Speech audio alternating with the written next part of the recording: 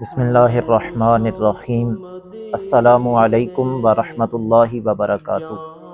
اللہ تعالیٰ نے قرآن مجید کتاب حکمت صحیفہ نور میں ارشاد فرمایا، انما یعمر مساجد اللہ، اللہ کی مسجدوں کو وہی لوگ تعمیر کرتے ہیں، بناتے ہیں جو اللہ پہ ایمان رکھتے ہیں، آخرت کے دن پہ ایمان رکھتے ہیں، نماز قائم کرتے ہیں، زکوٰۃ ادا کرتے ہیں، سینے میں دھڑکنے والے دل کے اندر اللہ کے سوا کسی کا ڈر اور خوف نہیں رکھتے، یہی لوگ ہدایت یافتہ لوگوں میں سے ہیں۔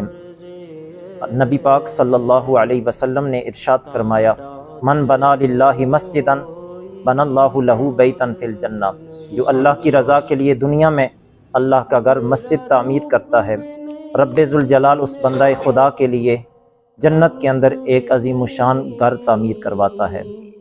قرآن و سنت آپ کی خدمت میں عرض کرنے کے بعد جملہ احباب کو دعوت فکر دوں گا۔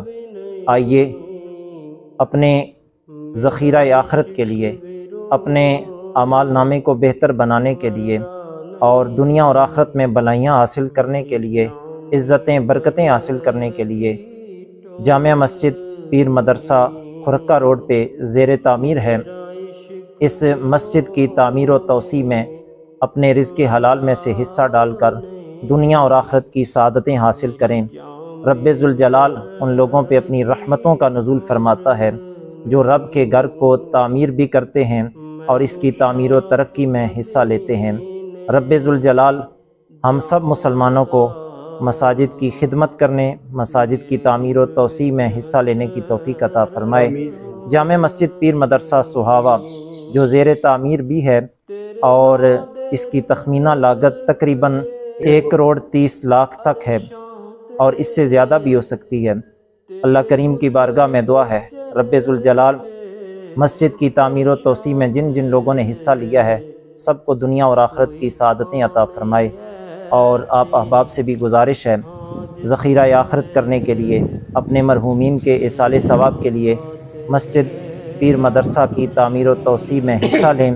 رب ذوالجلال آپ سب پہ اپنا کرم فضل نازل فرمائے اور ہمیں اپنی رحمتوں برکتوں کا حصار عطا فرمائے۔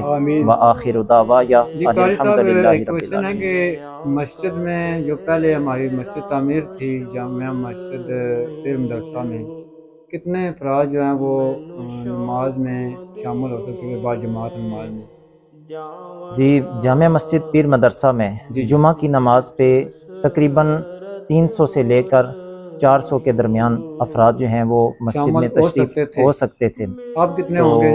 مسجد کی تعمیر و توسیع اس لیے کی جا رہی ہے کہ آئے دن نمازیوں کی تعداد میں اضافہ ہو رہا ہے، تو اب جو مسجد کی تعمیر و توسیع جتنے رقبے پہ ہے انشاءاللہ العزیز، جتنی بڑی مسجد ہوگی، جتنے بھی نمازی آ جائیں گے سارے اس کے اندر سما جائیں گے۔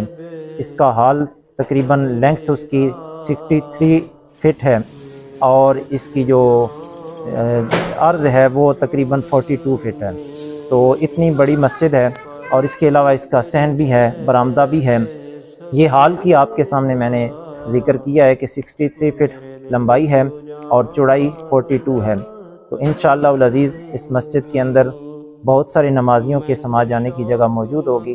تمام احباب سے گزارش ہے کہ اس مسجد میں آ کے اللہ کی عبادت و بندگی بھی سر انجام دیں اور مسجد کی تعمیر و توسیع میں بھی حصہ لیں۔